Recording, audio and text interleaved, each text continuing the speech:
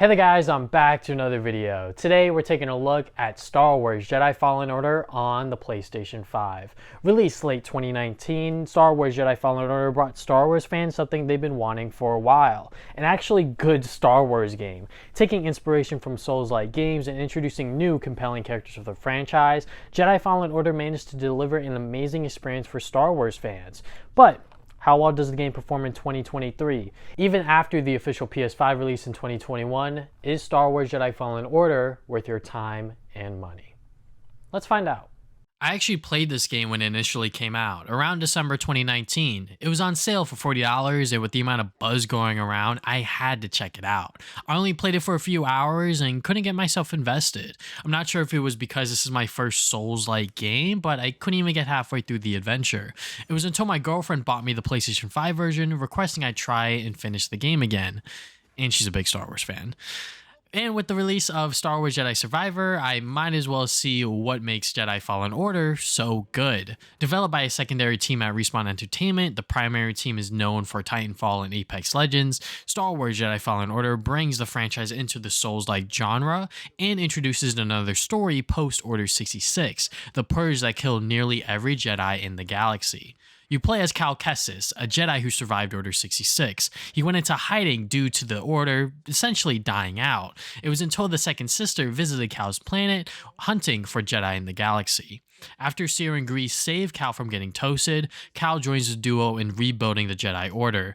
Soon, Cal meets a droid named BD-1, a small droid who he befriends in his journey to rebuild the Jedi Order and reconnect with the Force. That's pretty much the story of Star Wars Jedi Fallen Order. It slowly unravels, showing more of Cal's backstory with the Force and Seer's connection with the Second Sister.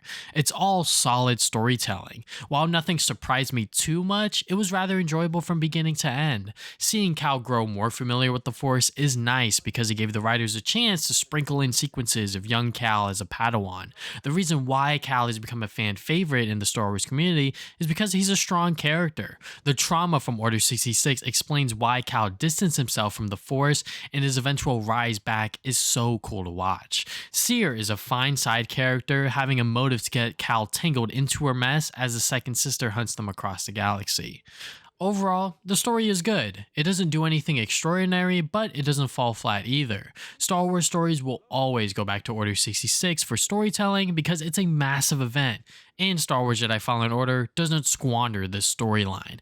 Cal and Co are enjoyable characters to follow as they rebuild the Jedi Order. Even the Second Sister is a fantastic antagonist. Littering everyone's backstory throughout the adventure worked. It fit the narrative as we learn more about the past to help us understand the present. All in all, Star Wars Jedi Fallen Order nails its story. Gameplay-wise, this isn't a normal hack-and-slash title like Star Wars The Force Unleashed. It's taking elements from the Souls-like genre and putting the Star Wars spin on it. You have to think about your moves and the moves that enemies can do. Mashing the attack buttons over and over again will only get you killed. Trust me, I've died a lot. Not just to bosses, but to normal enemies as well. You need to think before you act. I outright sucked at this game until I embraced the Souls-like gameplay. Not only was Star Wars Jedi Fallen Order my first Souls-like experience, I also accidentally put the game on hard mode. I was too prideful to change the difficulty when I ran into trouble with the later bosses, but hard mode definitely made me more aware of the Souls-like features. I haven't gamer raged like this in a while, but Star Wars Jedi Fallen Order brought it out in me. You have to dodge, block, and parry attacks to defeat your enemies. Because this is Star Wars, you have Force abilities to assist in combat. Abilities like slowing an enemy or pulling them closer to you are some ways to use the Force in combat. You can't spam these abilities either, since you have a Force meter at the bottom of your screen. BD-1 will throw a health stim if you need to replenish your health during combat. You can refill these stims and your health overall by stepping onto a save point. They're located at various spots on the planet and act as checkpoints as well. If you choose to save, all the enemies on the planet will respawn. You don't necessarily have to defeat every enemy in your way, but it will help you gain experience and more familiarity with the combat. Experience levels up Cal, upgrading his stats and abilities. Experience is not only gained through combat, but BD1 will sometimes drop from Cal's shoulder, prompting something is scannable within the area. In a sense, these are collectibles to give backstory to the universe. As Cal rediscovers his connection with the Force, you learn more abilities like wall running and force pushing, allowing you to access more areas on each planet. This Metroidvania style of gameplay works because it ultimately ties in with the narrative. You gain more force powers as the story continues and open up more pathways for future and past planets. Other upgrades are done through skill points. Split into 3 different categories: survival, lightsaber, and force. You can upgrade these stats to your liking. If you want more health and durability, you go into the survival tree. Want better moves to deal with enemies? Choose upgrades from the lightsaber tree. These upgrades will make playing the game easier and more fun. Star Wars Jedi Fallen Order is amazing in combining Souls-like elements and Metroidvania exploration. It feels very satisfying defeating enemies because of these mechanics. Boss fights never get boring as they get harder and harder until the very end. Progressively, getting stronger as Cal is natural, tying into the narrative seamlessly. The only problem I can see with the gameplay is if you don't like Souls-like gameplay.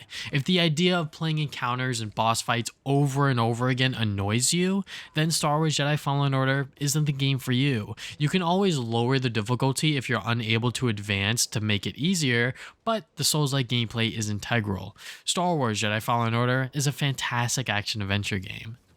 Presentation-wise, this is where the game falls apart a little. The PlayStation 5 upgrade is definitely nice, a bump for the graphics and the option for 60 FPS gameplay. However, Star Wars Jedi Fallen Order is littered with bugs and glitches. This will happen throughout your playthrough, and to anyone who didn't have any, lucky you.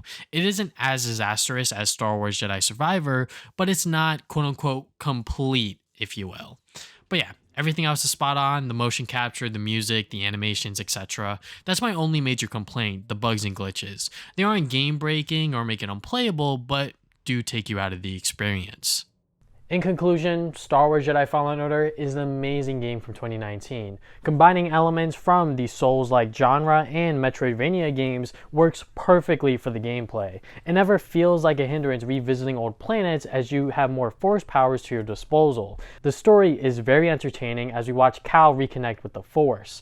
The performance is a bit spotty with bugs and glitches happening throughout the adventure. The 60 FPS option is nice, so you can enjoy that to my current generation console players.